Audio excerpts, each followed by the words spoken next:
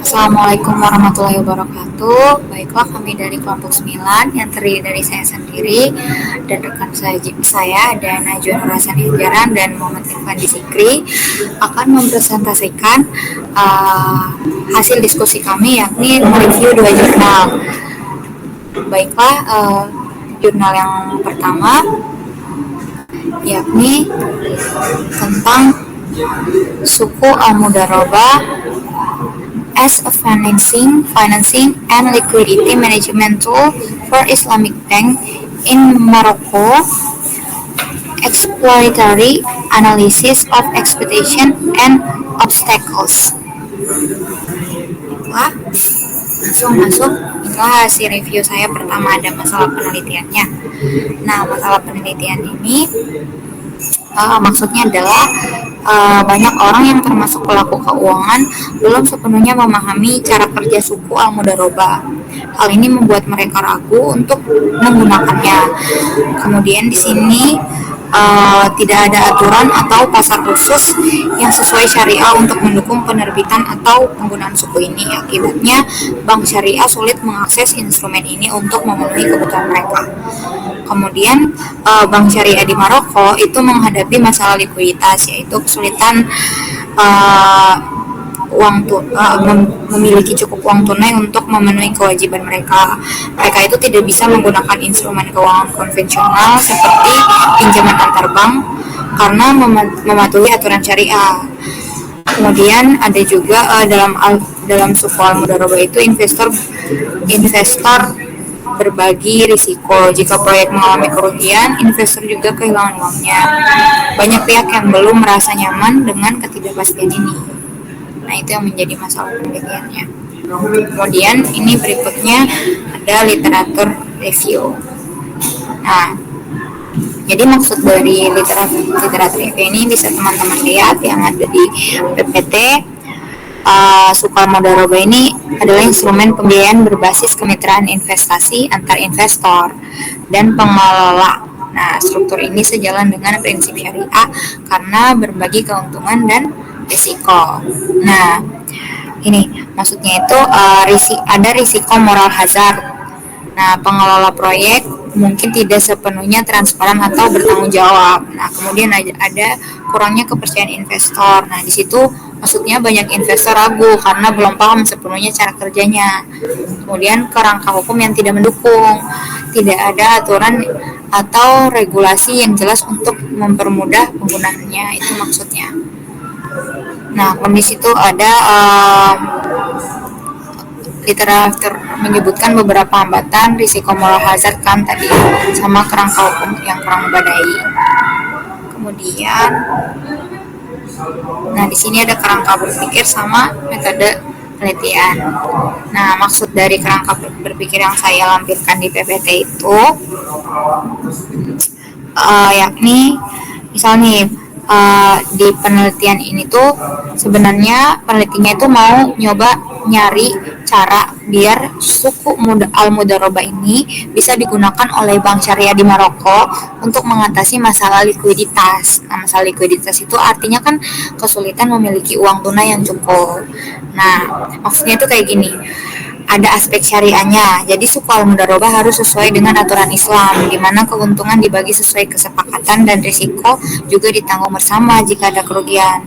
Kalau dari aspek regulasinya tuh, suku ini tuh menggunakan aturan dan sistem hukum yang mendukung sehingga bank tidak menghadapi kendala hukum. Kemudian penerimaan pasar. Nah, agar suku ini berhasil, masyarakat dan pelaku keuangan harus memahami dan percaya bahwa instrumen ini aman dan menguntungkan. Jadi kesimpulan tuh kayak gini, penelitian ini tuh mau memperkenalkan alat baru untuk membantu bank syariah, tetapi harus memastikan alat itu sesuai aturan, mudah diterima dan benar-benar bisa membantu masalah keuangan mereka. Nah, kemudian ada di sini yang berikutnya metode penelitian. Nah, metode penelitian itu di sini menggunakan pendekatan kualitatif. Wawancaranya 60 manajer cabang bank syariah yang ada di Maroko. Kemudian analisis datanya menggunakan analisis konten klasifikasi hierarki, analisis faktor korespondensi, dan analisis kesamaan. Next, ada variabel penelitian. Nah, di sini kan ada variabel bebas. Maksudnya variabel bebas ini adalah hal yang mempengaruhi sesuatu, dalam hal ini adalah persepsi profesional. Nah, persepsi profesional ini kayak pendapat para manajer bank tentang suku al-mudharabah itu sendiri, pendapat mereka bisa positif atau negatif, dan ini akan mempengaruhi hasil penelitian ini. Nah, kemudian yang kedua ada variabel tergantung. Nah, variabel tergantung ini adalah hasil yang ingin dilihat atau diukur, yaitu kayak potensi suku al-mudharabah sebagai alat untuk membantu bank syariah mengelola uang tunai atau likuiditas dan pembiayaan. Next. Nah, di sini finding atau temuan penelitian atau biasa kita sebut juga dengan hasil penelitian. Nah, di sini teman-teman bisa lihat, di sini ada hasil penelitiannya tuh. Suku al-mudharabah itu ternyata adalah alat yang menjanjikan. Kenapa bisa saya katakan seperti itu? Hasil penelitian menunjukkan kalau para ahli percaya bahwa suku al-mudharabah itu bisa membantu bank syariah mengelola uang tunai mereka dengan lebih baik. Tapi masalahnya masih banyak orang yang belum paham cara kerjanya dan regulasi belum mendukung penuh. Kemudian optimisme jika aturan diperbaiki, adanya ada rasa optimis gitu. Nah, maksudnya jika pemerintah atau regulator membantu aturan yang jelas dan mendukung, banyak yang yakin bahwa pasar keuangan akan menerima suku ini dengan baik. Artinya, alat ini bisa populer dan membantu banyak pihak kalau pemerintah mendukungnya dengan aturan hukum yang jelas gitu. Nah, kemudian dari hasil penelitian ini juga ada dua hambatan. Pertama, tidak ada pasar sekunder. Nah, di mana suku al-mudharabah sulit diperjualbelikan setelah diterbitkan. Jadi, orang yang membelinya harus menunggu sampai jatuh tempo. Nah, ini tuh membuat kurang menarik bagi investor. Kemudian hambatan yang kedua itu keuntungannya tidak pasti. Nah, berbeda dengan investasi biasa, suku ini punya risiko berbagi kerugian sehingga hasilnya tidak selalu pasti. Hal ini membuat investor ragu untuk berinvestasi di sini. Nah, singkatnya tuh suku al-mudharabah ini punya potensi besar, tapi perlu lebih banyak aturan yang mendukung dan pemahaman di pasar agar bisa berhasil. Hambatan utamanya adalah kurangnya pasar sekunder dan risiko keuntungannya nggak pasti. Itu. Nah, rekomendasi dari kelompok saya sendiri yaitu sebaiknya meningkatkan regulasi dan harmonisasi hukum untuk mendukung suku al-mudharabah. Kemudian menyediakan edukasi kepada pemangku kepentingan untuk meningkatkan pemahaman, kemudian melibatkan ahli internasional dalam implementasi suku, dan terakhir mengintegrasikan fungsi perbankan investasi di IBS untuk memperkuat kemampuan mereka. Oke, ya itulah sekian review jurnal yang pertama dari saya, kemudian akan ada review jurnal yang kedua yang akan dilanjutkan oleh rekan saya. Terima kasih.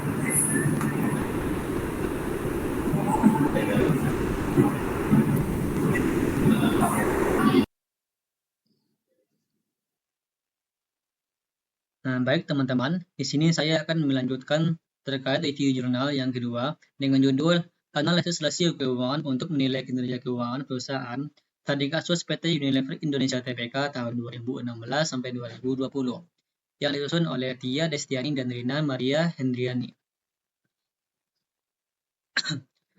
Nah, baik teman-teman, di sini saya akan melanjutkan terkait review jurnal yang kedua dengan judul Analisis Rasio Keuangan untuk Menilai Kinerja Keuangan Perusahaan tadi kasus PT Unilever Indonesia Tbk tahun 2016 sampai 2020 yang disusun oleh Tia Destiani dan Rina Maria Hendriani. Nah, baik, langsung saja ke materi pertama. Pada materi pertama berkaitan dengan masalah penelitian. Di sini saya menemukan 3 masalah penelitian dari jurnal tersebut. Yang pertama ada menganalisa kemampuan PT Unilever Indonesia Tbk dalam mengelola keuangannya. Yang kedua, menilai kinerja keuangan PT Unilever Indonesia Tbk berdasarkan rasio keuangan seperti likuiditas, solvabilitas, dan profitabilitas. Yang ketiga, menjawab pertanyaan terkait kekuatan dan kelemahan kinerja keuangan PT Unilever Indonesia Tbk. Pada materi kedua terkait dengan literatur penelitian dan hipotesis. Di sini saya menemukan 3 teori yang digunakan pada jurnal ini. Yang pertama, dengan analisa rasio keuangan yang digunakan untuk mengevaluasi hubungan antara elemen-elemen tertentu. Pada rasio keuangan di sini terdapat tiga ciri-ciri atau 3 jenis. Yang pertama ada rasio likuiditas, yang kedua ada rasio solvabilitas, dan yang terakhir ada rasio profitabilitas.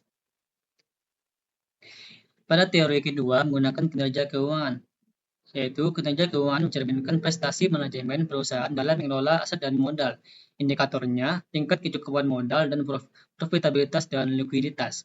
Yang ketiga, standar industri, yaitu membandingkan apakah rasio perusahaan memenuhi ekspektasi umum dalam sektor tertentu.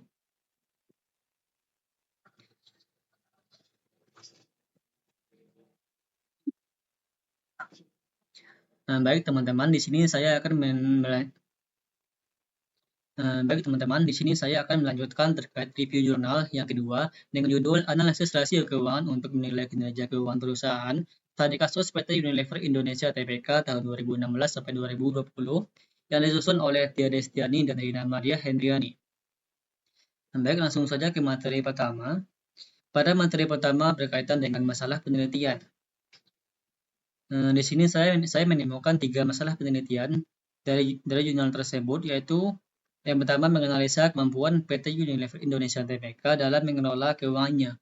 Yang kedua, menilai kinerja keuangan PT Unilever Indonesia Tbk berdasarkan rasio keuangan seperti likuiditas, solvabilitas, dan profitabilitas. Yang ketiga, menjawab pertanyaan terkait kekuatan dan kelemahan kinerja keuangan PT Unilever Indonesia Tbk. Selanjutnya ada materi terkait literatur penelitian dan hipotesis. Di sini saya menemukan beberapa teori yang digunakan pada jurnal ini. Yang pertama ada analisa rasio keuangan, yaitu yang digunakan untuk mengevaluasi hubungan antara elemen-elemen tertentu. Dari rasio keuangan tersebut ada 3 jenis. Yang pertama ada rasio likuiditas, yang kedua ada solvabilitas, yang ketiga ada rasio profitabilitas. Pada teori kedua mengenai kinerja keuangan, di sini kinerja keuangan mencerminkan prestasi manajemen perusahaan dalam mengelola aset dan modal. Indikatornya ada tingkat kecukupan modal, profitabilitas, dan likuiditas. Yang ketiga ada teori mengenai standar industri, yaitu membandingkan apakah rasio perusahaan memenuhi ekspektasi umum dalam sektor tertentu. Selanjutnya ada kerangka berpikir. Jadi penelitian ini menggunakan kerangka evaluasi rasio keuangan untuk menilai kinerja perusahaan. Hubungan antara elemen laporan keuangan diukur menggunakan 3 jenis rasio. Yang pertama ada rasio likuiditas. Rasio likuiditas merupakan kemampuan perusahaan untuk membayar kewajiban-kewajiban yang segera harus dipenuhi berupa utang jangka pendek. Rasio ini bisa digunakan untuk mengukur tingkat keamanan kreditor jangka pendek, serta mengukur apakah operasi perusahaan tidak akan terganggu bila kewajiban jangka pendek ini segera ditagih. Yang kedua ada rasio solvabilitas. Rasio solvabilitas adalah seberapa besar kebutuhan dana perusahaan dibelanjai dengan utang. Apabila perusahaan tidak mempunyai solvabilitas atau solvability factor, atau sama dengan solvabilitasnya itu 0. Artinya, perusahaan dalam beroperasi sepenuhnya menggunakan modal sendiri atau tanpa menggunakan utang. Yang ketiga ada rasio profitabilitas. Rasio profitabilitas merupakan hasil dari kebijaksanaan yang diambil oleh manajemen. Rasio profitabilitas atau rasio keuntungan ini digunakan untuk mengukur seberapa besar tingkat keuntungan yang dapat diperoleh oleh perusahaan. Itu. Selanjutnya ada variabel penelitian. Di sini menggunakan 2 variabel. Yang pertama ada variabel independen, yaitu elemen-elemen dalam laporan keuangan seperti total aktiva, total utang, dan total bersih, penjualan, modal, dan investasi. Yang kedua ada variabel dependen. Variabel dependennya menggunakan kinerja keuangan yang diukur melalui rasio likuiditas, solvabilitas, dan profitabilitas. Selanjutnya ada metode penelitian. Metode penelitian ini menggunakan deskriptif dengan pendekatan kuantitatif dan kualitatif. kualitatif. Dan sumber datanya ada dari data sekunder menggunakan laporan keuangan periode tahun 2016 sampai 2020 dan standar industri sebagai tolak ukur perbandingannya. Yang ketiga ada teknik pengumpulan data. Di sini menggunakan teknik penelitian pustaka dan analisis dokumen. Yang keempat ada analisis data, yaitu menghitung rasio keuangan berdasarkan rumus yang digunakan. Yang pertama ada rasio likuiditas. Di sini pada rasio likuiditas terdapat 3 analisis data. Yang pertama ada current ratio. Current ratio adalah rasio yang membandingkan antara aktiva lancar yang dimiliki perusahaan dengan utang jangka pendek. Makin tinggi current ratio, makin besar juga kemampuan perusahaan untuk melunasi utang-utangnya. Nah, di sini ada rumusnya, yaitu aktiva lancar dibagi dengan utang lancar dikali 100%. Itu rumusnya. Yang kedua ada quick ratio. Quick ratio merupakan rasio antara aktiva lancar sesudah dikurangi presiden utang. Nah, rasio ini menunjukkan misalnya alat liquid yang paling cepat yang bisa digunakan untuk melunasi utang lancar gitu. Nah, adapun rumusnya yaitu aktiva lancar dikurangi persediaan dan dibagi utang lancar dikali 100% gitu. Yang terakhir ada cash ratio. Cash ratio merupakan membandingkan antara kas dan aktiva lancar yang bisa segera menjadi uang kas dengan utang lancar. Dan adapun rumusnya yaitu kas dan atau setara kas dibagi utang lancar dikali 100%. Seperti itu. Yang kedua ada rasio solvabilitas. Pada rasio solvabilitas terdapat 2 metode atau 2 analisis data. Yang pertama ada total debt to asset. Total debt to asset adalah total aktiva yang bisa disebut atau total debt to asset adalah untuk mengukur persentase besarnya dana yang berasal dari utang. Yang dimaksud dengan utang adalah semua utang yang dimiliki perusahaan, baik yang berjangka pendek maupun yang berjangka panjang. Makin tinggi debt ratio dapat menunjukkan perusahaan makin beresiko gitu. Jadi semakin tinggi debt rasionya, maka akan memungkinkan perusahaan tersebut mengalami risiko seperti itu. Dan adapun rumusnya yaitu total utang dibagi dengan total aktiva dikali 100%. Yang kedua ada total debt to equity. Total debt equity merupakan imbalan antara utang yang dimiliki perusahaan dengan modal sendiri. Jadi semakin tinggi rasio ini berarti modal sendiri makin sedikit dibanding dengan utangnya, seperti itu. Dan adapun rumusnya yaitu total utang dibagi modal dikali 100%. Nah, yang ketiga ada rasio profitabilitas. Di sini ada 3 metode atau 3 analisis data. Yang pertama itu ada net profit margin. Net profit margin merupakan kemampuan perusahaan untuk menghasilkan keuntungan dibandingkan dengan penjualan yang dicapai. Gitu. Adapun rumusnya, laba operasi dibagi penjualan dikali 100%. Yang kedua, return on equity atau yang biasa disebut dengan rate of return, yaitu kemampuan perusahaan dalam menghasilkan keuntungan dengan modal sendiri yang dimiliki, sehingga ROE atau return on equity-nya ini disebut dengan rentabilitas modal sendiri. Yang ketiga ada return on investment, yaitu kemampuan perusahaan untuk menghasilkan keuntungan yang akan digunakan untuk menutupi investasi yang dikeluarkan. Dan adapun rumusnya yaitu laba bersih dibagi total aset dikali 100%. Seperti itu.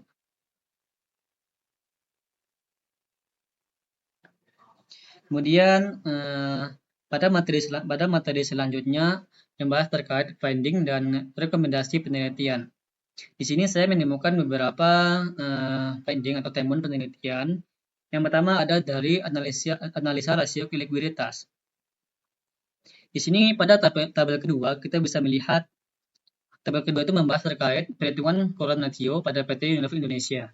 Di sini kita bisa melihat bahwasanya pada tahun 2016 tingkat likuiditasnya sebesar 60,56%. Yang artinya setiap Rp1 utang lancar dijamin dengan dengan 0,6 rupiah aktiva lancar. Dan pada tahun 2017 mengalami peningkatan sebesar 63,36%, yang artinya setiap Rp1 utang lancar dijamin dengan 0,63% aktiva lancarnya. Dan pada tahun 2018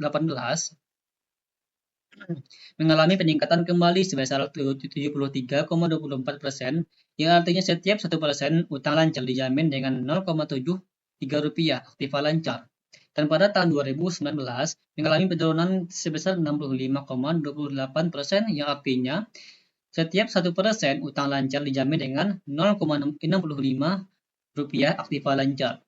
Dan pada tahun 2020 mengalami peningkatan sebesar 66,9%, yang artinya setiap 1 rupiah utang lancar dijamin dengan 0,66 rupiah aktiva lancar. Begitu. Pada tabel ketiga berkaitan dengan perhitungan quick ratio. Di sini kita bisa melihat pada tabel tersebut dapat disimpulkan bahwasanya pada tahun 2016 tingkat likuiditasnya sebesar 39,25%, yang artinya setiap 1% utang lancar dijamin dengan 0,39 rupiah aktiva lancar yang paling lancar. Dan pada tahun 2017 mengalami peningkatan sebesar 44,27%, yang artinya setiap 1 rupiah utang lancar dijamin dengan 0,44 aktiva lancar, seperti itu. Dan pada tahun 2018 mengalami peningkatan kembali sebesar 50,89%, yang artinya setiap 1% utang lancar dijamin dengan 0,5 rupiah aktiva lancar.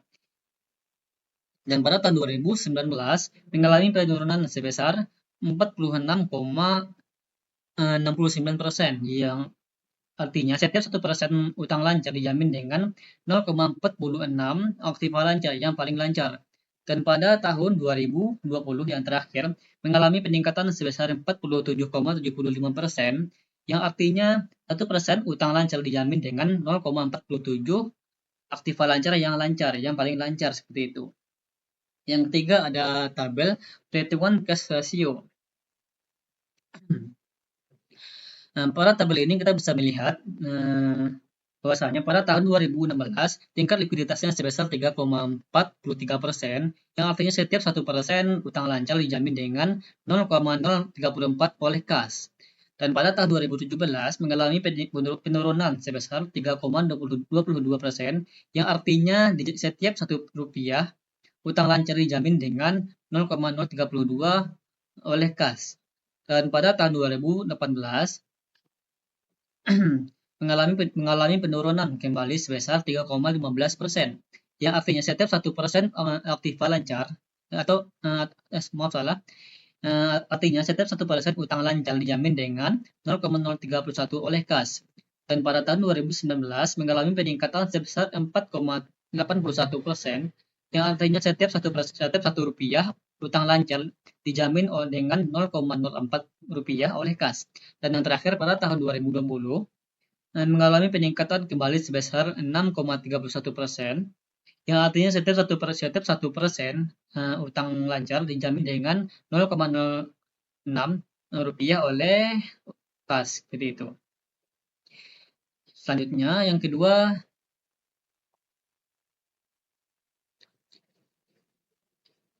ada analisa rasio solvabilitas. Di sini ada dua, yaitu perhitungan total debt to asset dan perhitungan total debt to equity. Yang pada tabel kelima, yaitu perhitungan total debt to asset, kita bisa melihat di situ pada tahun 2016 sebesar 71,90%, ya artinya setiap 1 rupiah aset 0,7119 rupiah dibiayai oleh utang dan 0,281 dibiayai oleh modal, gitu.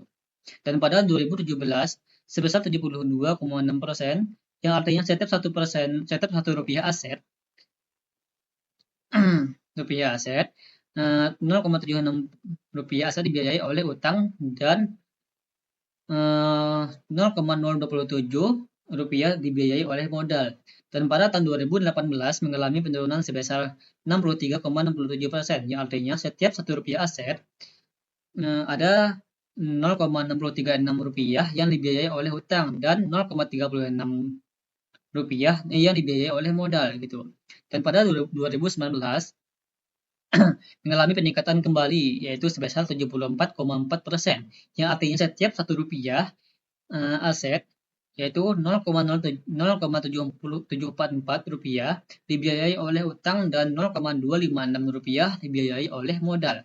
Dan setiap tahun dan pada tahun 2020 yang terakhir mengalami peningkatan sebesar 75,95%, yang artinya setiap Rp1 aset dijamin oleh 0,75 rupiah dibiayai oleh utang dan 0,241 rupiah dibiayai oleh modal, seperti itu. Yang kedua ada perhitungan total debt to equity. Di sini kita bisa melihat pada tahun 2016 sebesar 255,96%, yang artinya bahwa kreditor menyediakan 2,55 untuk setiap Rp1 yang disediakan oleh pemegang saham. Pada tahun 2017 sebesar 265,45%, yang artinya kreditor menyediakan Rp2,65 untuk setiap Rp1 yang disediakan oleh pemegang saham.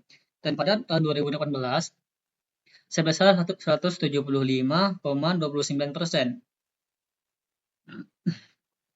yang artinya kreditor menyediakan Rp2,65 untuk setiap Rp1 yang disediakan oleh pemegang saham. Dan pada tahun 2019 mengalami peningkatan sebesar 290,94%, yang artinya bahwa kreditor menyediakan Rp2,9 untuk setiap Rp1 yang disediakan oleh pemegang saham. Dan pada tahun 2020 yang terakhir mengalami peningkatan kembali sebesar Rp315,90, yang artinya bahwa kreditor menyediakan Rp3,15 untuk setiap Rp1 yang disediakan oleh pemegang saham, seperti itu. Selanjutnya terkait rasio profitabilitas. Di sini ada 3 perhitungan. Yang pertama ada net profit margin, yang kedua ada return of equity, yang ketiga ada return of investment. Di sini pada tabel ke-7 yaitu net profit margin, kita bisa melihat bahwasanya pada tahun 2016 profit margin mencapai 21,73%, yang artinya setiap Rp1 penjualan ikut berkontribusi dalam menciptakan 0,217 rupiah laba operasi atau laba bersih. Dan pada tahun 2017 profit marginnya sebesar 23,04%, yang artinya setiap Rp1 penjualan ikut berkontribusi dalam menciptakan 0,230 rupiah laba operasi atau laba bersih. Dan pada tahun 2018 profit marginnya mencapai 29,48%, yang artinya setiap Rp1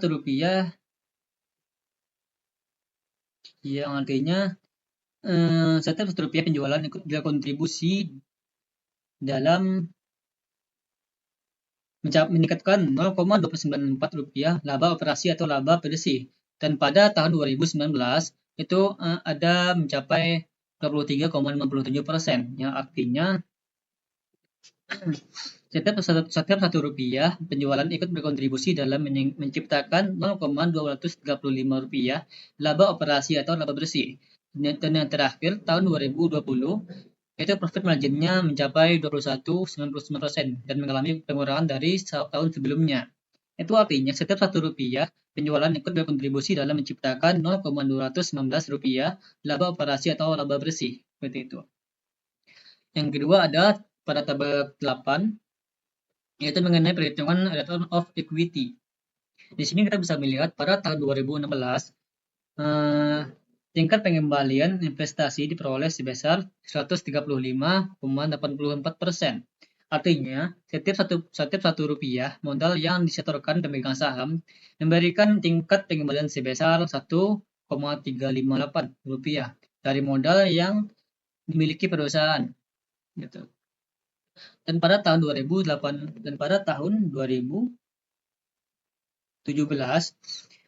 tingkat pengembalian investasi diperoleh sebesar Rp135,39 yang artinya setiap Rp1 modal yang disetorkan pemegang saham memberikan tingkat pengembalian sebesar Rp1,353 dari modal yang diperoleh atau dari modal yang dimiliki perusahaan gitu.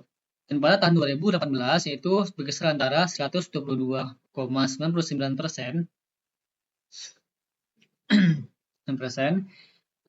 artinya bahwa setiap Rp1 modal yang disetorkan pemegang saham memberikan tingkat pengembalian sebesar Rp1,22 dari modal yang dimiliki perusahaan.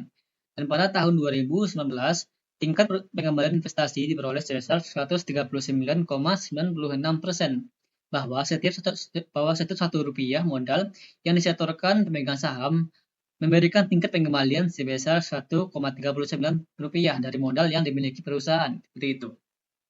Dan yang terakhir, pada tahun 2020, tingkat pengembalian investasi yang diperoleh sebesar 145,08%. Bahwa setiap Rp1 modal yang disetorkan pemegang saham memberikan tingkat pengembalian sebesar Rp1,45 dari modal yang dimiliki perusahaan. Seperti itu. Dan yang terakhir, pada tabel 9 yang menghitung terkait return of investment. Di sini kita bisa melihat pada tahun 2016, tingkat pengembalian investasi diperoleh sebesar 58,74%. Kemudian pada tahun 2017, menurun sebesar 55,89%. Dan pada tahun 2018, mulai kembali meningkat sekitar 51,55%.